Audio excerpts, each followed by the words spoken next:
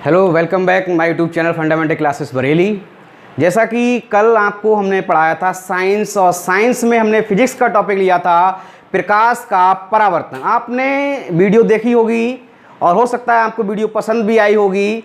देखिए, हमने वहाँ पर आपके लिए पढ़ाया था सिर्फ प्रकाश का परावर्तन, और प्रकाश के परावर्तन से संबंधित भी आपके लिए कई क्वेश्चन कराए थे। लास्ट में हमने आपसे कहा था कि अब हम आपको पढ़ाने वाले हैं प्रकाश का अपवर्तन। देखिए, आप में से बहुत से बच्चे मुझे देख रहे होंगे और बहुत से बच्चों ने प्रकाश का अपवर्तन पढ़ा होगा, लेकिन मैं जो पढ़ाऊंगा वो आपके लिए बिल्कुल ही डिफरेंट होगा। आपने सिर्फ पढ़ा होगा, मैं आपको दिखाने वाला हूं, रटना नहीं। यहाँ रटना कुछ है ही नहीं, सिर्फ देखना है। आप अपनी आंखों से देखेंगे उसे, तब आप कहना कि सर मजा आ गया। अगर आपको अच्छा ना लगे तो वीडियो को अनलाइक कर दीजिए, कोई प्रॉब्लम नहीं है। देखिए, मैं आपको अब बार बार मैं आपको बता रहा हूं कि मैं आपको सिर्फ बताऊंगा नहीं कि प्रकाश का अपवर्तन जो पढ़ेंगे वो होता क्या है, आपको दिखाऊंगा भी कि ये होता है या नहीं होता है। आपको रटना नहीं है, यहाँ आपको सिर्फ समझना है। देखिए, स्टार्ट करते हैं आज प्रकाश का अपवर्तन। प्रकाश का अपवर्तन, प्रकाश का अपवर्तन। देखिए क्या होता है। देखिए, सबसे पहले ये क्या है, ये कांच है। ये क्या है, ये कोई कांच है, इधर बना दे रहे हैं। ये कांच है, ऊपर वायु है, ये वायु है। ये अविलंब हो गया हमारा। अभी समझ में नहीं आएगा, अभी हुआ नहीं है ना, इसलिए समझ में नहीं आएगा। ये अविलंब हो गया। देखिए, वायु है, वायु होता है विरल माध्यम। टेंशन ना लें, सब बताएंगे। विरल माध्यम और सघन माध्यम क्या होता है, कभी जीवन में आप भूलेंगे नहीं। विरल माध्यम, विरल माध्यम ये कांच होता है। सघन माध्यम, सघन माध्यम। देखिए, हम आपको सिर्फ पढ़ा, अभी आपकी सिर्फ परिभाषा बता रहे हैं। जो और लोग बताते हैं, जो किताबों में लिखी है, सिर्फ वही बता रहे हैं। बाद में आप अभी ऐसा नहीं हो कि आप अभी वीडियो देखेंगे स्टार्टिंग में और आपने देखना बंद कर दिया। ऐसा मत करना भूल कर भी, क्योंकि अभी आपको सिर्फ बताएंगे लेकिन दिखाएंगे। थोड़ा रुकिए, थोड़ा वेट तो करिए, थोड़ा इंतजार करिए। देखिए ना, दिखा रहे हैं आपके लिए। देखिए, ये कोई आपतित किरण है या कोई ये प्रकाश की किरण आ रही है। ये देखिए, एक माध्यम है। माध्यम क्या है, देखिए, ऊपर वायु है, नीचे कांच है। तो ऊपर वायु है यानी विरल माध्यम है, नीचे कांच यानी सघन माध्यम है। तो दो माध्यम हो गए। एक तो वायु, क्योंकि किरण कहाँ से आ रही है, वायु से। कहाँ प्रवेश कर रही है, कांच में। तो ये कोई दो माध्यम है। देखिए, ये किरण आ रही है, थोड़ी सी ये आई और यहाँ ये टकराएगी। इसे जाना चाहिए था सीधे, लेकिन ये सीधे नहीं जाएगी, बल्कि थोड़ी सी अपने मार्ग से विचलित हो जाएगी। क्या हो जाएगी, थोड़ी विचलित हो जाएगी। इसे सीधे जाना चाहिए था, लेकिन सीधे नहीं जाएगी। ये अपने मार्ग से थोड़ी विचलित हो जाएगी, थोड़ी विचलित हो जाएगी। देखिए, इस वाली किरण को कहते हैं हम आपतित किरण। आ रही है तो आपतित किरण, आपतित किरण। ये वाली जो है वो होगी अपवर्तित किरण, अपवर्तित किरण। और ये जो निकल रही है ना, ये अरे इसका भी तो कोई नाम होगा। निकल रही है तो निर्गत, निर्गत, निर्गत मीन्स निकलना। ये निर्गत किरण है, ये निर्गत किरण है। देखिए, ये हमने बताया था ये अविलंब है, ये है अविलंब, ये अविलंब है। अच्छा, ये अविलंब हमने कल भी बताया था आपके लिए, परावर्तन में बताया था कि कोण बनेगा वो किरण और अविलंब के साथ बनेगा। धोखे से भी तल के साथ में कभी नहीं बनेगा। इससे क्वेश्चन भी आएगा, बताएंगे। जितना पढ़ाएंगे वही आएगा एग्जाम में, कुछ अलग से नहीं आने वाला। देखिए, ये जो है, ये अविलंब और आपतित किरण के साथ में जो कोण बनना है, इसे कहेंगे आपतन कोण। क्या कहेंगे, आपतन कोण। अपवर्तित किरण और विलंब के साथ में जो कोण बनेगा उसे कहेंगे अपवर्तन कोण। क्या कहेंगे, अपवर्तन कोण। आइए दोबारा आइए समझते हैं आपकी परिभाषा अपवर्तन की क्या कहती है। देखिए, जब कोई प्रकाश की किरण एक माध्यम से यानी वायु से कहां जा रही है, दूसरे माध्यम में कहां जा रही है भैया, ये कांच में जा रही। जब कोई प्रकाश की किरण कांच से यानी एक माध्यम से दूसरे माध्यम में जाती है तो अपने मार्ग से विचलित हो जाती है। देखिए हुई कि नहीं, इसे सीधे जाना चाहिए था लेकिन ये सीधे नहीं जा रही है, ये थोड़ा सा तिरछी होकर चली गई। देखिए अभी यहां पर है, ये क्या है, ये सघन माध्यम है, ये सघन माध्यम है, ये बाहर निकल रही है तो ये फिर से देखिए अपने मार्ग से विचलित हो गई। इसे ऐसे जाना चाहिए था, ऐसे जाना चाहिए था ना, लेकिन नहीं गई, ये थोड़ी सी अपने मार्ग से विचलित हो गई क्योंकि इसका माध्यम बदल गया, इसलिए ये विचलित हो गई। देखिए क्या है कि जब कोई प्रकाश की किरण एक माध्यम से दूसरे माध्यम में जाती है तो अपने मार्ग से विचलित हो जाती है। इस घटना को हम कहते हैं प्रकाश का अपवर्तन। क्या, प्रकाश का अपवर्तन। ठीक है, दूसरी परिभाषा भी, ये तो आपने पढ़ा होगा, बुक में भी लिखा। हम बुक का कहाँ पढ़ाने वाले, हम तो आपको दिखाने वाले हैं ना। देखिए ना हम क्या बता रहे हैं, ये विरल माध्यम है, विरल माध्यम। विरल माध्यम और सघन माध्यम का क्या होता है पहले वो देखिए समझा रहे हैं, दिखा भी रहे हैं। विरल का मतलब होता है बिछड़ना। जैसे आपने एक मदारी देखा होगा, मदारी जब हम क्या नाम आपका खेल दिखाता है तो उसके आसपास कितने व्यक्ति इकट्ठे हो जाते हैं, साथ साथ इकट्ठे हो जाते हैं ना, तो वहां पर जो भीड़ होती है यानी जो पास पास होते हैं उसे कहते हैं सघन माध्यम। यानी जिसमें कण पास पास हो वो सघन। और देखा हो जब तमाशा दिखा के चला जाता है, सब दूर दूर चले जाते हैं, दूर दूर यानी बिछड़ जाते हैं, बिछड़ने का मतलब विरल। तो जिसमें कण पास पास हो वो सघन माध्यम और जिसमें दूर दूर हो वो विरल माध्यम। देखा कि नहीं, विरल का मतलब बिछड़ना। बिछड़ेंगे कैसे, बिछड़ेंगे ऐसे कि दूर दूर जाकर। तो वायु में तो कण कैसे होते हैं, दूर दूर होते हैं ना, सघन में कैसे होते हैं, पास पास। अभी और बताएंगे, अभी तो दिखाएंगे। देखिए तो दूसरी परिभाषा क्या है इसकी कि जब कोई प्रकाश की किरण विरल माध्यम से सघन माध्यम में जाती है तो अविलंब, ये अविलंब की ओर झुक जाती है। देखो वैसे तो दूर जा रही है ना, लेकिन विरल से जा रही है सघन में तो अविलंब की ओर थोड़ी झुक गई। तो क्या हुआ, जब कोई प्रकाश की किरण विरल माध्यम से सघन माध्यम में प्रवेश करती है तो अविलंब की ओर झुक जाती है, झुक जाती है। इस घटना को प्रकाश का अपवर्तन कहते हैं। अरे दूसरा भी है, एक और ऐसे भी समझ सकते हैं। क्या, देखिए ये अभी अविलंब के थोड़ा झुकी हुई है, ये देखो थोड़ा दूर हट गई। ये क्या हुआ, ये विरल से जब सघन में जाएगी तो अविलंब की ओर झुकेगी। अभी दिखाएंगे, आपने देखा है, ये आपने करा है लेकिन आपको पता नहीं, जानकारी नहीं है। थोड़ा तो रुकिए, थोड़ा रुकिए बस, अभी जाइएगा नहीं। देखिए ये सघन से जब विरल से आई सघन में तो अविलंब की ओर झुक गई। ये सघन से कहां जा रही है, विरल में। देखिए देखिए अविलंब से थोड़ी दूर हट गई ना, तो ऐसे भी कह सकते हैं जब प्रकाश की किरण सघन माध्यम से विरल माध्यम में जाती है तो अविलंब से दूर हट जाती है, अविलंब से दूर हट जाती है। हमने आपको 3 तरीके से लिखना बता दिया, आप कैसे भी एग्जाम में लिख के आइए, आपका नंबर कटने वाला बिल्कुल भी नहीं है। क्या एक बार दोबारा समझेंगे फिर दिखाएंगे। देखिए क्या परिभाषा दी हमने, जब कोई प्रकाश की किरण एक माध्यम से दूसरे माध्यम में जाती है तो अविलंब तो अपने मार्ग से विचलित हो जाती है। इस घटना को हम प्रकाश का अपवर्तन कहते हैं। सबसे सरल परिभाषा यही है। लेकिन आप कहें अरे सर ये तो हमें याद है, ये कोई दूसरी नहीं बताइए ना, तो नहीं बता रहे हैं बेटा। देखो ना, जब विरल माध्यम से सघन माध्यम में जाएगी तो अविलंब की ओर झुक जाएगी। सर दिखा दो, तो दिखा रहे हैं, देखिए दिखा रहे हैं, अब आपको दिखा रहे हैं। देखिए आपको अगर हम रोड पे चलाएं, रोड पर क्या वायु होती है ना, तो आप सीधे सीधे चलेंगे ना। अगर हम आपके लिए वहीं आपको पानी कहीं दे दें, आपका पानी पैरों तक आ जाए, आधे पैरों तक आ जाए, आपको पानी में घुसेड़ दें, तो क्या आप पानी में सीधे चल पाएंगे ना?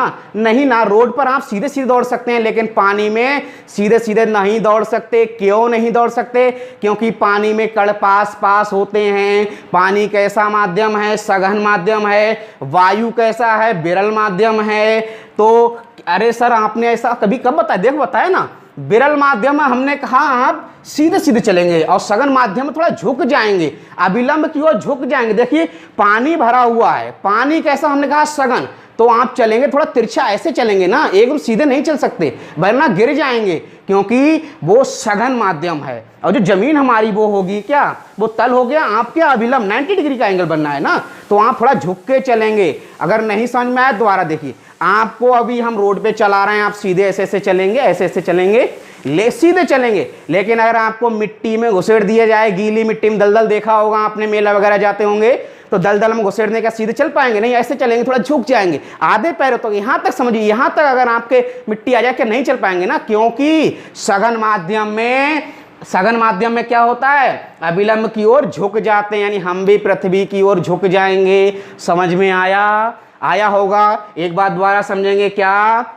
दोबारा समझेंगे कि विरल माध्यम से जाएंगे सघन में तो अविलंब की ओर झुक जाएंगे। जैसे पानी से अगर हम अगर रोड से, जैसे रोड पे टहलते हैं, वायु से अगर हम जल में जाएंगे, जल में गति करेंगे तो थोड़ा झुक जाएंगे, क्योंकि वायु कैसा है, विरल, और पानी कैसा है, सघन, तो सघन में देखो झुक गए ना, आपने देखा है ना, यही तो बता रहे थे, तो आपने इसे देखा है, ठीक है। अच्छा दूसरा एक बात और, जैसे आपने कहीं प्रैक्टिकल करा होगा तो आप कांच का, ये देखिए, ये है तो ये कांच का गिलास है, क्या है, ये कांच का गिलास है। इस कांच के गिलास में हम आधा पानी भरें और आधा इसे खाली रखें, ठीक है। जैसे मान लीजिए ये भी कांच है, ये तो पूरा भरा हुआ, थोड़ा सा नहीं है, इसे इतना पानी भरे, प्रैक्टिकल करिए, हम करवा तो रहे हैं, आप करने वाला तो कोई हो ना। देखिए ये कांच है, इसमें इतना पानी भरिए आप, तो ऊपर इसमें पानी नहीं तो एयर होगी, वायु होगी, लेकिन नीचे क्या, वायु तो नीचे होगी, लेकिन ना सुनो,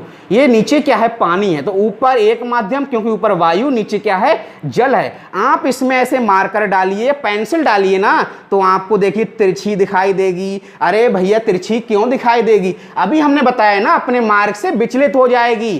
क्यों विचलित हो जाएगी, क्योंकि माध्यम क्या हो रहा है, चेंज हो रहा है। तो देखिए तिरछी हो गई ना, सीधी तो ये है ना, तिरछी तो ये हुई, तो ये किसका उदाहरण हुआ। क्वेश्चन आता है एक कि कांच के गिलास में यदि हम पेंसिल को डालते हैं तो वो तिरछी या टूटी हुई दिखाई देती है या मुड़ी हुई दिखाई देती है, क्यों, कारण स्पष्ट कीजिए। बच्चे नहीं लिख पाते, बहुत सरल, देर देखा है आपने, देखा है तो क्यों नहीं कर पाएंगे। देखिए क्या है, अरे हमने डाला ना, हमने कहा कि जब एक माध्यम से दूसरे माध्यम में जाएगी तो अगर विचलित हो गई, सिर्फ अरे झुकना या क्या नाम, दूर जाना, ही छोड़, ये तो भूल जाइए, सिर्फ ये समझिए आपकी विचलित हो जाती है। अगर विचलित हो गई तो क्या होगा, अपवर्तन होगा, यानी पानी में इसे डालेंगे, शीशे गिलास में, कांच गिलास में दिखाई देगा, वैसे दिखाई नहीं देगा, कांच में मारकर सीधा डालेंगे लेकिन तिरछा दिखाई देगा, किसके कारण, अपवर्तन के कारण। बोलो समझ में आया, थोड़ा समझ में आया होगा। अगर आप करके देखिए ना, अरे आप मेरे साथ पढ़िए तो, थोड़ा जुड़ के तो देखिए, अभी कुछ नहीं, अभी तो 1-2 वीडियो डाली हैं, अभी तो तूफान मचे। अरे आपको पेपर की टेंशन नहीं, जितना मैं पढ़ाऊं आप करिए, आप उसे प्रैक्टिकली करिए, मैं आपको प्रैक्टिकली करवाऊंगा, रटवाऊंगा नहीं, रटवाना कुछ भी नहीं है, सब कुछ दिखाना है। अभी तो फिजिक्स पढ़ा रहा हूं ना, अभी आप फिजिक्स का मजा लीजिए। जब अब बच्चे कहते हैं सर फिजिक्स तो समझ में आ जाती, सर केमिस्ट्री बायो समझ में नहीं आती, अरे अभी मुझे पढ़ाने तो दीजिए, मैं पढ़ाऊंगा ना आपको। बायो केमिस्ट्री भी सरल है, बहुत सरल, पहले पढ़ाने दीजिए। ये थोड़ा ऐसे फिजिक्स में अभी 3-4 चैप्टर मुझे करा लेने दीजिए, मैं 3-4 चैप्टर कराने के बाद आपको फिजिक्स या केमिस्ट्री स्टार्ट करूंगा। अरे मजा आ जाएगा, बायो भी मजा आ जाएगा। पहले आप ये समझिए, क्या एक बार समझाएंगे, दोबारा फिर इसके नियम को लेके चलेंगे। देखिए क्या है, जब कोई प्रकाश की किरण एक माध्यम, ये कौन सा है, एक माध्यम, ये दूसरा, क्योंकि ऊपर वायु नीचे कांच, जब कोई प्रकाश की किरण एक माध्यम से दूसरे माध्यम में जाती है तो अविलंब की ओर झुक जाती है, या एक माध्यम से दूसरे माध्यम में जाती है तो अपने मार्ग से विचलित हो जाती है। इस घटना को प्रकाश का अपवर्तन कहते हैं, यही पेपर में आप लिख के आना, ठीक है। अब देखिए इसका चित्र हम उल्टा पुल्टा कैसा ही बना देंगे, लेकिन आपको बस ध्यान इतना रहे कि अगर विरल से जाएंगे सघन में तो अविलंब की ओर झुक जाएंगे, और सघन से जाएंगे विरल में तो अविलंब से दूर हट जाएंगे। ये आपने प्रैक्टिकल करा है, रटना इसे मत, क्योंकि ये दोबारा एक बार बताएंगे, अब दोबारा नहीं बताएंगे। क्या विरल से सघन में जाएंगे तो सर झुक कैसे गए? अरे अभी बताया था, अभी थोड़ी देर पहले बताया था कि विरल यानी रोड पर चलेंगे तो वायु होगा, पानी में घुसेंगे तो जल होगा, तो जल होता है सघन, वायु होता है विरल। तो पानी थोड़ा झुक झुक के चलते हैं, दौड़ाएंगे आप दौड़ नहीं पाएंगे। नहीं, प्रैक्टिकल करके देख लीजिए। आज किसी तालाब में घुस जाइए ना, आप देखिए क्या आप दौड़ पाएंगे सीधे सीधे? नहीं, आप अविलंब की ओर झुक जाएंगे। तो क्योंकि पृथ्वी की ओर झुक रहे हैं ना, झुक गए। अगर आप पानी से बाहर निकलेंगे, पानी से थोड़ा बाहर निकलिए, थोड़ा दौड़िए, आप सीधे सीधे दौड़ पाएंगे। तो क्योंकि आप पहले झुक रहे थे पानी में, अब आप क्या कर रहे हैं? सीधे चल रहे हैं, यानी अविलंब से दूर। अभी तो अविलंब पास आ गया, आप अविलंब से दूर हो गए। ठीक है, समझ में आया होगा ये? आशा करते हैं आपको समझ में आया होगा। अब हम बात करते हैं इसके क्या, अपवर्तन के नियम। प्रकाश के अपवर्तन के दो नियम हैं, कौन कौन से? देखिए, नियम की बात कर रहे हैं हम।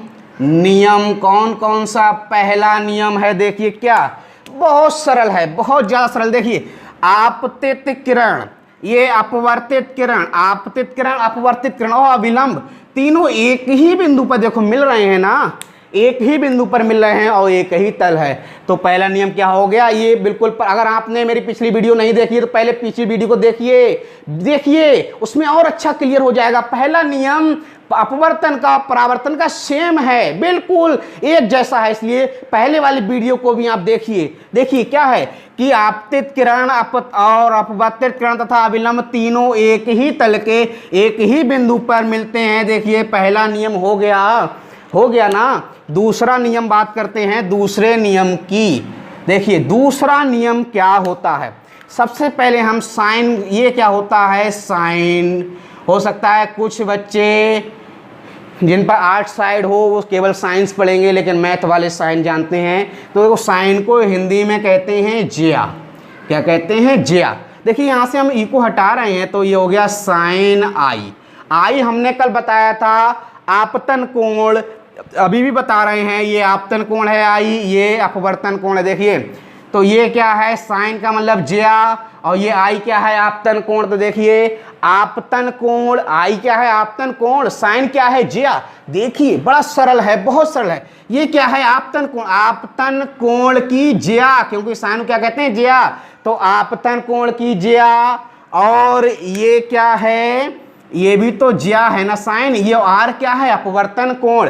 तो आपतन कोण की ज्या और आर अपवर्तन कोण की ज्या का अनुपात, ये क्या हो गया?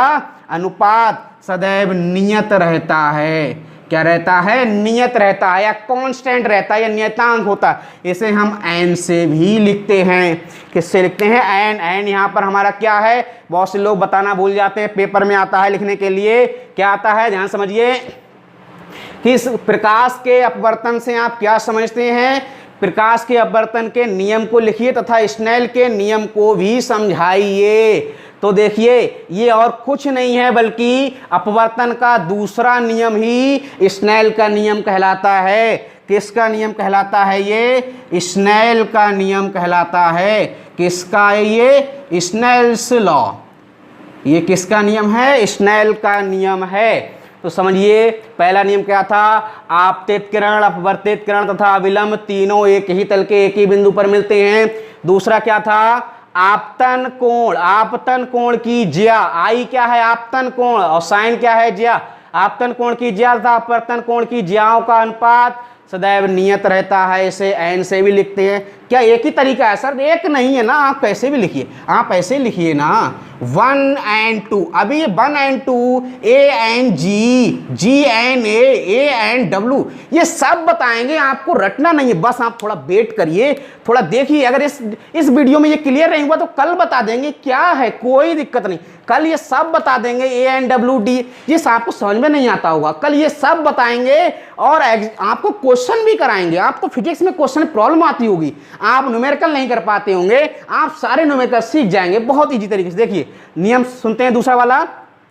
आपतन कोण की ज्या तथा अपवर्तन कोण की ज्याओं का अनुपात सदैव नियत रहता है। इसे अपवर्तन का दूसरा नियम कहते हैं, या इसे स्नेल का नियम भी कहते हैं। इसे ऐसे भी ले सकते हैं 1 and 2। 1 and 2 का मतलब पहले माध्यम के सापेक्ष दूसरे माध्यम का अपवर्तनांक, क्या बोला हमने, पहले माध्यम के सापेक्ष, पहले माध्यम के सापेक्ष दूसरे माध्यम का अपवर्तनांक। अरे सर ये अपवर्तनांक क्या होता है? अरे बताएंगे, थोड़ा वेट तो करिए, सब बताएंगे। देखिए पहले माध्यम के, तो पहले के आ रहा है ना, तो पहले वाला इसमें के आएगा वो पहले आएगा, पहले माध्यम के सापेक्ष। और दूसरे का, तो दूसरे का आ रहा है, का वाला बाद में आएगा। इसे ऐसे भी कैसे, अगर हम इसे ऐसे कह दें, दूसरे माध्यम का पहले माध्यम के सापेक्ष, पहले माध्यम के, हमने पहले क्या बोला, अभी हमने बोला था पहले माध्यम के सापेक्ष, अब हम बोल रहे हैं दूसरे माध्यम का पहले माध्यम के सापेक्ष। हालांकि हमने दूसरे माध्यम का पहले बोल दिया, लेकिन पहले थोड़ी आ जाएगा ना, हमने कहा है का वाला बाद में आएगा। तो दूसरे माध्यम का पहले माध्यम के, तो पहले माध्यम के सापेक्ष दूसरे माध्यम का। ठीक है, ये अभी थोड़ा होता समझ में ना आए, क्योंकि ये थोड़ा आगे लंबा टॉपिक है। ये जब अपवर्तनांक कराएंगे थोड़ा और समझ में आएगा, ये अपवर्तनांक से रिलेटेड है। बस आप अभी इतना समझिए क्या कि पहला नियम और दूसरा नियम। पहला नियम आपको समझ में आ गया होगा, दूसरा एक बार दोबारा बता देते हैं। आपतन कोण की ज्या तथा अपवर्तन कोण की ज्या का अनुपात सदैव नियत रहता है, इसे स्नेल का नियम भी कहते हैं। Sine i upon sine r equal to नियतांक या एन या इक्वल टू 1 and 2। ये एक थोड़ी सी और बात बताएंगे। बहुत से मोस्टली बच्चे इसमें गलती कर देते हैं, क्या वो ऐसे लिख देते हैं, इसे ये कैसे लिख देते हैं बता रहे हैं कि 1 and 2, ये गलत है। ये 1 थोड़ा एन थोड़ा ऊपर और ये थोड़ा ऐसे आएगा 1 and 2, पहले माध्यम के सापेक्ष दूसरे माध्यम का अपवर्तनांक। बेटा पहले और दूसरे के क्यों आया? क्योंकि देखिए इसमें कितने माध्यम हैं, दो ही तो हैं, एक वायु है दूसरा कांच है। ठीक है, आपको ये समझ में आया या नहीं आया? प्रकाश के अपवर्तन से को आप समझ गए।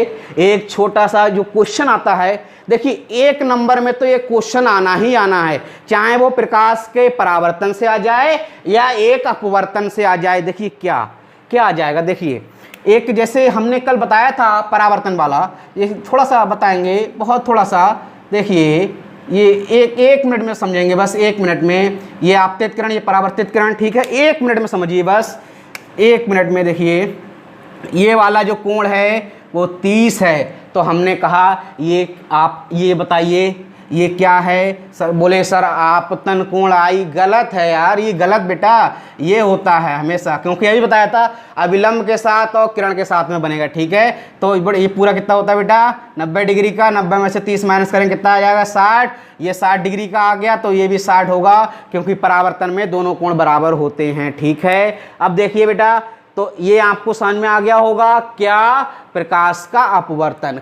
बेटा ध्यान से समझिए, अगर आपको समझ में नहीं आया हो या थोड़ा सा भी अगर आपको डाउट रहा हो, तो आप नीचे कमेंट बॉक्स में लिखिए। आपके कमेंट को हम देखेंगे और उसे सॉल्व करेंगे, उसे दोबारा से समझाएंगे।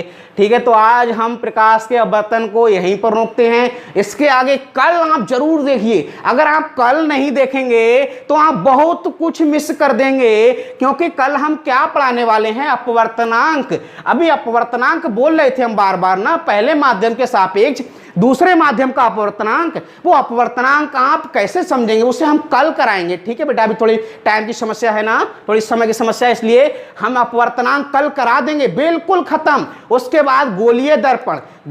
सर बच्चे कहते सर हमें प्रतिबिंब बनाना नहीं आता। अरे आपने नियम ही कहाँ पढ़े, आपने देखा ही नहीं है। कल आपको हम क्या पढ़ाएंगे? अपवर्तनांक पढ़ाएंगे।